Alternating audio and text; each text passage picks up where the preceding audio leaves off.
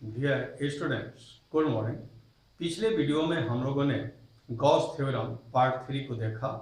अब हम पढ़ने जा रहे हैं इलेक्ट्रिक पोटेंशियल, विद्युत विभव। यहाँ आप देख रहे हैं एक स्प्रिंग है। इस स्थिति में स्प्रिंग न तो एक्सपेंडेड है, न तो फैली हुई है, और ना ही ये सप्रेस्ड है, न ही ये दबी हुई है। तो इसमें एनर्जी नहीं होगी। लेकिन अगर आप इसको पुश करें, इसको दबाने का प्रयास करें, तो जब आप इसको दबाएंगे तो आप इलास्टिक फोर्स, प्रत्यास्थ बल के विरुद्ध वर्क करेंगे, कार्य करेंगे। तो जब आप इसको दबा रहे हैं तो आप वर्क कर रहे हैं। वह वर्क इस स्प्रिंग में पोटेंशियल एनर्जी के रूप में स्टोर हो जाएगा। जैसे मान लीजिए पॉइंट ए है, पॉइंट ए, और जो आपने वर्क किया है वो इसमें पोटेंशियल एनर्जी के रूप में स्टोर्ड हो गया। मान लीजिए 10 जूल एनर्जी स्टोर हुई। इसको और पुश कीजिए, इसको दबाइए, इस तरह से दबाइए, और आपको वर्क करना पड़ेगा। वर्क करते हुए आप यहाँ पहुंचे, इतना आपने दबा दिया है। जितना आपने वर्क किया है वह यहाँ पर पोटेंशियल एनर्जी के रूप में स्टोर है। जैसे मान लीजिए 20 जूल है ये। इसी प्रकार से और दबाइए इसको, और वर्क कीजिए, वह वर्क भी पोटेंशियल एनर्जी के रूप में यहाँ स्टोर होगा। ये पॉइंट सी है, मान लीजिए 30 जूल। तो इस तरह से जब आप स्प्रिंग को पुश करते जाएंगे तो स्प्रिंग में पोटेंशियल एनर्जी स्टोर होती जाएगी। बिल्कुल इसी प्रकार से हम समझने का प्रयास करें। जैसे यहां पर हमने ले लिया प्लस क्यू, सोर्स चार्ज, और हम जानते हैं किसी चार्ज के चारों तरफ एक फील्ड बन जाता है जिसे इलेक्ट्रिक फील्ड हम कहते हैं। तो इस इलेक्ट्रिक फील्ड का दायरा इंफिनिटी तक होता है।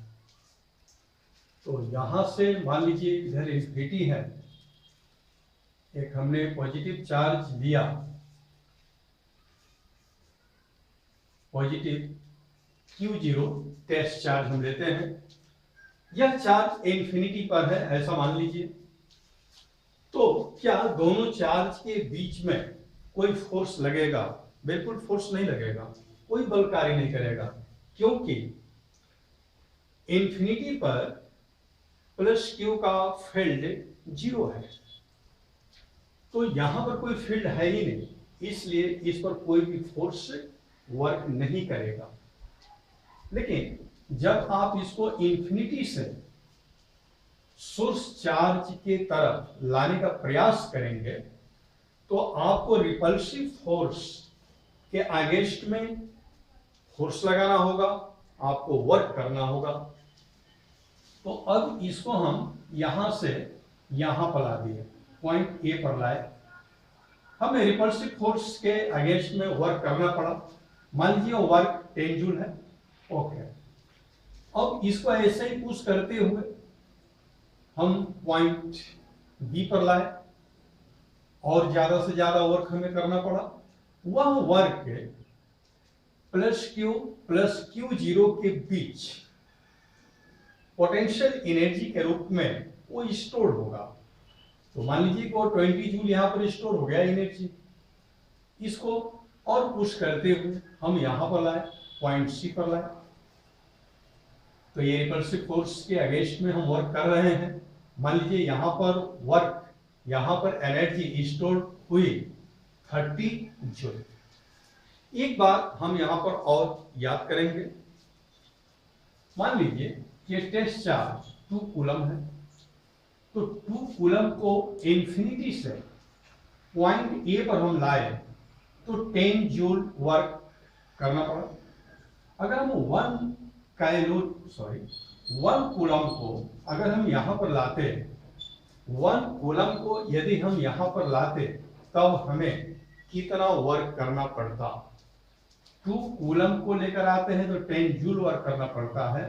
तो 1 कूलम को लेकर आएंगे तो हमें वर्क करना पड़ेगा 5 जूल पर कूलम।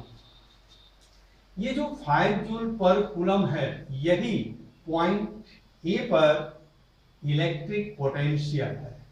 ओके, अब इस टेस्ट चार्ज को हम पॉइंट बी पर लाए हैं।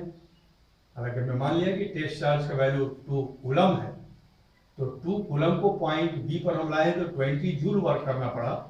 तो 1 कूलम को लाए होते तो कितना वर्क करना पड़ता?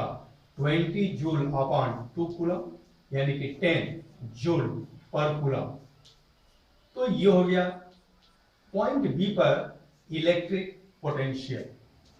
उसी प्रकार से हम कह सकते हैं कि पॉइंट सी पर पोटेंशियल होगा 15 जूल पर कूलम, इलेक्ट्रिक पोटेंशियल होगा।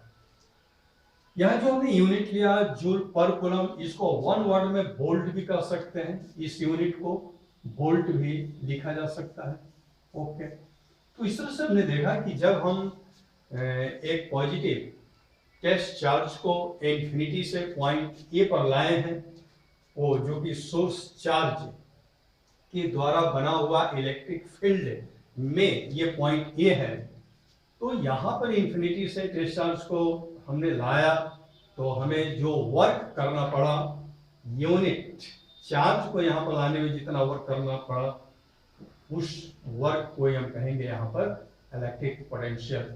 तो एक बात आप बिल्कुल याद रखिए, यूनिट चार्ज को, एकांक आवेश को इंफिनिटी से, अनंत से इलेक्ट्रिक फील्ड के अंदर किसी पॉइंट तक लाने में जितना वर्क करना पड़ता है, वह वर्क उस पॉइंट पर इलेक्ट्रिक पोटेंशियल कहलाता है। Write down the definition of electric potential. The electric potential at a point in an electric field is the amount of work done in moving a unit positive charge from infinity to that point against the electrostatic forces. वैद्युत विभव की परिभाषा लिखेंगे, एकांक धन परीक्षण आवेश को अनंत से वैद्युत क्षेत्र में किसी बिंदु तक लाने में जितना कार्य करना पड़ता है, वह उस बिंदु पर वैद्युत विभव कहलाता है।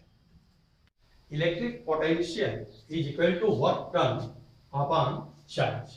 इलेक्ट्रिक पोटेंशियल को V से डिनोट करते हैं, वर्क डन किया गया कार्य W, और चार्ज को Q से हम डिनोट करते हैं। तो ये एक इंपॉर्टेंट फार्मूला प्राप्त होता है इलेक्ट्रिक पोटेंशियल का। अगर इसका यूनिट हम देखें तो जूल पर कूलम होगा, लेकिन इसको सिंगल वर्ड में वोल्ट भी कहेंगे, वोल्ट। तो वोल्ट इलेक्ट्रिक पोटेंशियल वैद्युत विभव का मात्रक है SI में। वैद्युत विभव एक अदिश राशि होती है, ये स्केलर क्वांटिटी होती है। अगर हम इसका डायमेंशन निकालना चाहें विमीय सूत्र, तो वर्क का विमीय सूत्र होता है mL² T-2। ओके, और Q इक्वल टू IT होता है, I का एम्पियर हो जाएगा और T टाइम है। तो इस A को ऊपर ले चलेंगे, T को भी ऊपर ले चलेंगे, तो क्या प्राप्त होता है mL²। T को आप ऊपर ले चलेंगे तो ये -2 से -3 हो जाएगा, T-3। A को ऊपर आप ले चलेंगे तो -1। यह है इलेक्ट्रिक पोटेंशियल का डायमेंशनल फार्मूला। यदि हम W is equal to 1 joule लें, Q is equal to 1 coulomb लें, तो V हो जाता है 1/1 जूल पर कूलम, अर्थात V is equal to 1 joule पर coulomb or 1 volt. The electric potential at a point in an electric field is said to be 1 volt if 1 joule of work has to be done in moving a positive charge of 1 coulomb from infinity to that point against the electrostatic forces. इस प्रकार यदि एकांक धन परीक्षण आवेश को अनंत से विद्युत क्षेत्र के किसी बिंदु तक लाने में 1 जूल कार्य करना पड़े तो उस बिंदु का विभव 1 वोल्ट कहलाता है। इस फिगर में आप दो कंटेनर देख रहे हैं, कंटेनर ए और कंटेनर बी। अगर पानी की मात्रा देखी जाए इसमें तो कंटेनर ए में पानी की मात्रा कम है, जबकि कंटेनर बी में पानी की मात्रा ज्यादा है। यहाँ पर दोनों को मिलाने वाली ये नली है, लेकिन नली अभी बंद है, टोटी द्वारा बंद कर दिया गया है। लेकिन अगर तल की बात करें तो कंटेनर ए में जल का तल ऊंचा है और कंटेनर बी में जल का तल नीचे है। अगर इस टोटी को हम खोल दें, मतलब इस मार्ग को अगर हम खोल दें ताकि पानी एक दूसरे में जा सके, तो क्या होगा? पानी ऊंचे तल से नीचे तल के कंटेनर में जाने लगेगी, इस डायरेक्शन में पानी जाएगी। और कब तक जाएगी पानी? जब तक दोनों के तल बराबर नहीं हो जाते। तो यहाँ पर जो पानी का प्रवाह है वो इस बात पर निर्भर नहीं करता कि किस कंटेनर में पानी ज्यादा है, वो इस बात पर निर्भर करता है कि किस कंटेनर में पानी का तल ऊंचा है। चित्र में देख रहे हैं दो कंटेनर, कंटेनर ए है, ये एक कंडक्टर है।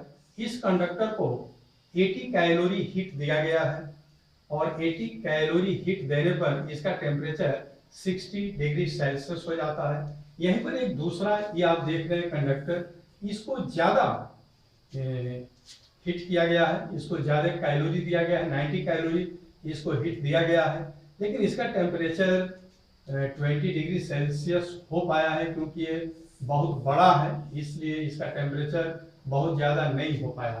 तो एक तरह से हम कह सकते हैं कि इसको तो हमने ज्यादा कैलोरी हीट दिया है, इसको कम कैलोरी हमने हीट दिया है।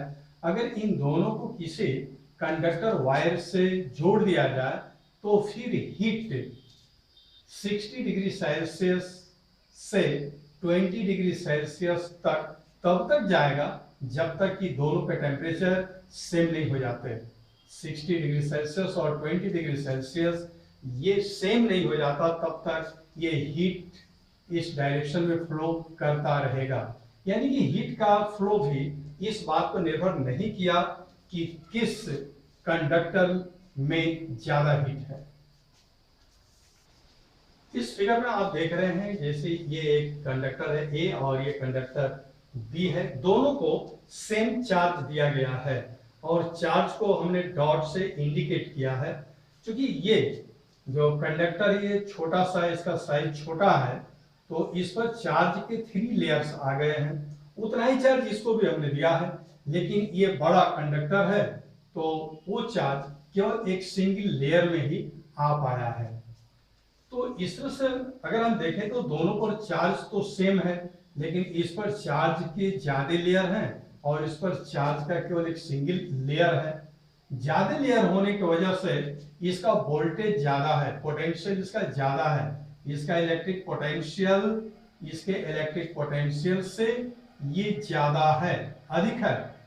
अब यदि आप किसी कंडक्टर वायर से दोनों को कनेक्ट करते हैं तो positive charge higher electric potential से लो इलेक्ट्रिक पोटेंशियल की तरफ स्वयं फ्लो करेगा, ये पॉजिटिव चार्ज। यहाँ पर जो ये पॉइंट्स दिखलाए गए हैं पॉजिटिव चार्ज के लिए ये इंडिकेट किए गए हैं पॉइंट्स।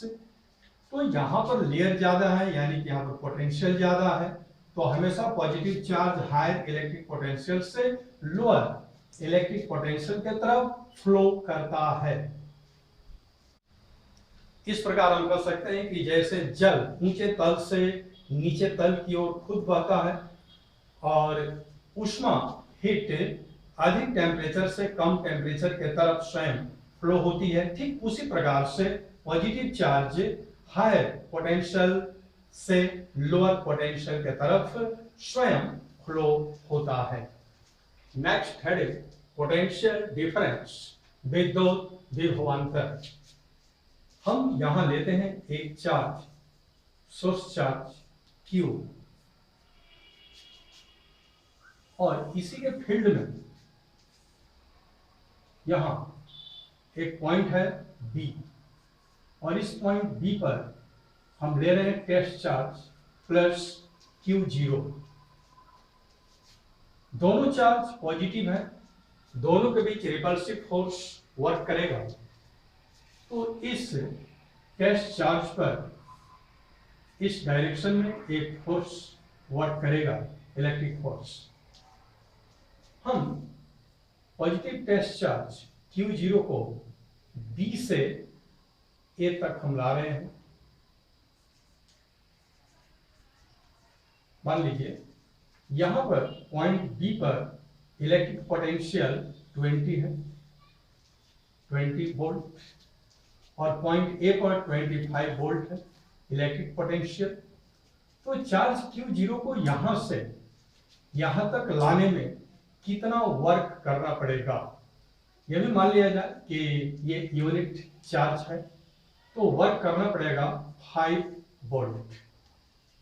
तो यूनिट चार्ज पर 5 वोल्ट जो हम वर्क कर रहे हैं, यही 5 वोल्ट दोनों पॉइंट्स के बीच का पोटेंशियल डिफरेंस होगा। तो यहां से हम फार्मूला तैयार कर सकते हैं। इसे यहां अगर मान लिया जाए कि इस पॉइंट का इलेक्ट्रिक पोटेंशियल VA है, ओके, तो इसमें से यहां के B पर के इलेक्ट्रिक पोटेंशियल VB को माइनस करेंगे तो ये प्राप्त हो जाएगा पोटेंशियल डिफरेंस, विद्युत विभवांतर। ये क्या होगा, यहां से यहां तक लाने में कितना आपने वर्क किया, W वर्क किया। चार्ज Q0 है, Q0 पर W वर्क किया गया B से A तक लाने में। तो अगर हम Q0 से डिवाइड कर दें तो यूनिट चार्ज पर किया गया वर्क ये निकल पाएगा, जिसे हम कहेंगे विद्युत विभवांतर, electric potential difference. Unit volt होगा SI में, और डायमेंशन ml² T-3 8⁻⁻1, सेम वैसे ही जैसे हमने इलेक्ट्रिक पोटेंशियल में पढ़ रखा है। Write down the definition of potential difference. Potential difference between 2 points in an electric field may be defined as the amount of work done in moving a unit positive charge from one point to the other against electrostatic forces. परिभाषा विद्युत विभवांतर। बाह्यकर्ता द्वारा एकांक धन परीक्षण आवेश को विद्युत क्षेत्र में एक बिंदु से दूसरे बिंदु तक ले जाने में किए गए कार्य को इन बिंदुओं के बीच विभवांतर कहते हैं।